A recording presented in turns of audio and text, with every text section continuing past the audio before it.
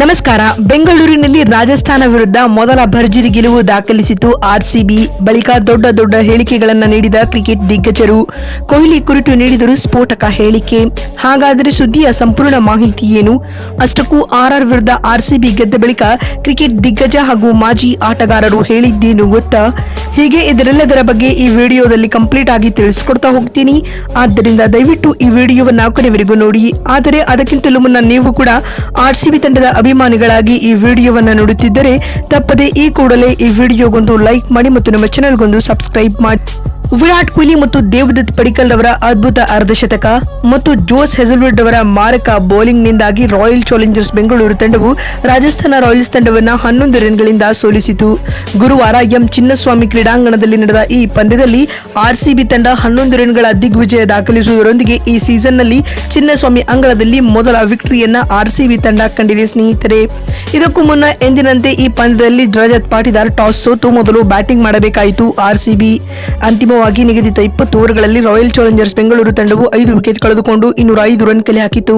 ತಂಡದ ಪರ ವಿರಾಟ್ ಕೊಹ್ಲಿ 70 ರನ್ ಮತ್ತು ದೇವದತ್ ಪಡಿಕ್ಕಲ್ 50 ರನ್ ಬಾರಿಸಿ ಮಿಂಚಿದರು. ಅತ್ತ ಸಂದೀಪ್ ಶರ್ಮಾ 2 ವಿಕೆಟ್ ಪಡೆದುಕೊಂಡರು. ಈ ಗುರಿಯನ್ನ ಬೆನ್ನಟ್ಟಿದಂತ ರಾಜಸ್ಥಾನ ರಾಯಲ್ಸ್ ತಂಡಕ್ಕೆ ಜೈಸ್ವಾಲ್ ಹಾಗೂ ವೈಭವ್ ಸೂರ್ಯವಂಶಿ ಸ್ಫೋಟಕ ಆರಂಭವನ್ನ ಒದಗಿಸಿಕೊಟ್ಟರು. ಆದಿಯಾಗೂ ಮಿಡಲ್ ಆರ್ಡರ್ನಲ್ಲಿ ಆರ್ಆರ್ ತಂಡ ಕಳಪೆ ಬ್ಯಾಟಿಂಗ್ ಪ್ರದರ್ಶನವನ್ನ ನೀಡಿತು.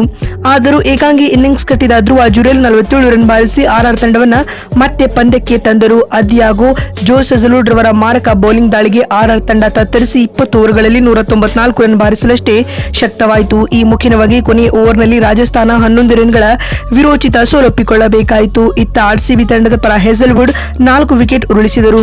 ಇನ್ನುದೀಗ ಆರ್ಸಿಬಿಯ ಈ ಪಂದ್ಯ ಗೆದ್ದ ಬಳಿಕ ಮಾತನಾಡಿದ ಕ್ರಿಕೆಟ್ ದೇವರಾದ ಸಚಿನ್ ತೆಂಡೂಲ್ಕರ್ ಈ ರೀತಿಯಾಗಿ ಹೇಳಿದ್ದಾರೆ. ಕಳೆದ 3 ಪಂದ್ಯಗಳಲ್ಲಿ ಚಿನ್ನಸ್ವಾಮಿ ಅಂಗಳದಲ್ಲಿ ಆರ್ಸಿಬಿ ತಂಡ ಕಳಪೆ ಪ್ರದರ್ಶನವನ್ನ ನೀಡಿ ಪ್ರತಿ ಪಂದ್ಯದಲ್ಲಿ ಸೋಲುತ್ತಿತ್ತು. ಆದಿಯಾಗೂ ಇಂದಿನ ಪಂದ್ಯದಲ್ಲಿ ತನ್ನ ಬೆಸ್ಟ್ ಆಟವನ್ನ ನೀಡುವ ಮೂಲಕ ಹೋಮ್ ಗ್ರೌಂಡ್ ನಲ್ಲಿ ಮೊದಲ ಗೆಲುವು ಕಂಡಿದೆ. ಹೀಗಾಗಿ ಇದು ವೈಯಕ್ತಿಕವಾಗಿ ಖುಷಿ ತಂದುಕೊಟ್ಟಿದೆ ಎಂದು ತೆಂಡೂಲ್ಕರ್ ಹೇಳಿದ್ದಾರೆ. ಮತ್ತು ಮಾತು ಮುಂದುವರೆಸಿದ ಅವರು, ಕೊಹ್ಲಿ ಹಾಗೂ ಪಡಿಕ್ಕಲ್ ರವರ ಆಟ ಇಂದಿನ ಪಂದ್ಯದಲ್ಲಿ ಅದ್ಭುತವಾಗಿತ್ತು. ಅವರ ಆಟವನ್ನ ನಾನು ಖಂಡಿತವಾಗಿಯೂ ಎಂಜಾಯ್ ಮಾಡಿದ್ದೇನೆ. ಮತ್ತು ಬೌಲಿಂಗ್ ನಲ್ಲಿ ಜೋಸ್ ಹೆಜಲ್ವುಡ್ ಕೂಡ ಇಂದಿನ ಪಂದ್ಯದಲ್ಲಿ ಅಪಾಯಕಾರಿಯಾದ ಸ್ಪೆಲ್ ಗಳನ್ನ ಹಾಕಿದರು. ಅದರಲ್ಲಿಯೂ 17ನೇ ಹಾಗೂ 19ನೇ ಓವರ್ ನಲ್ಲಿ ಮ್ಯಾಚ್ ವಿನ್ನಿಂಗ್ ಸ್ಪೆಲ್ ಗಳನ್ನ ಹಾಕುವ ಮೂಲಕ ಆರ್ಸಿಬಿ ತಂಡಕ್ಕೆ ಹೆಜಲ್ವುಡ್ ಗೆಲುವು ತಂದು ಕೊಟ್ಟರು ಎಂದು ತೆಂಡೂಲ್ಕರ್ ಹೇಳಿದ್ದಾರೆ. ಇನ್ನು ಇದಾದ ಬಳಿಕ ಮಾತನಾಡಿದ ಪಾಕ್ ದಿಗ್ಗಜ ಆಟಗಾರರಾದ ಶೋಯಬ್ ಅಖ್ತರ್ ಈ ರೀತಿಯಾಗಿ ಹೇಳಿದ್ದಾರೆ.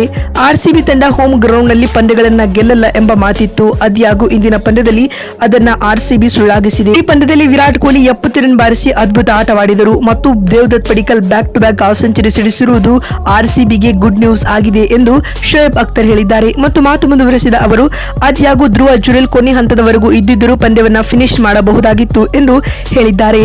ಮತ್ತೊಂದು ವಿಡಿಯೋದಲ್ಲಿ ಸಿಗ್ತೀನಿ. ಅಲ್ಲಿವರೆಗೂ ನಮಸ್ಕಾರ, ಧನ್ಯವಾದಗಳು ಸ್ನೇಹಿತರೆ.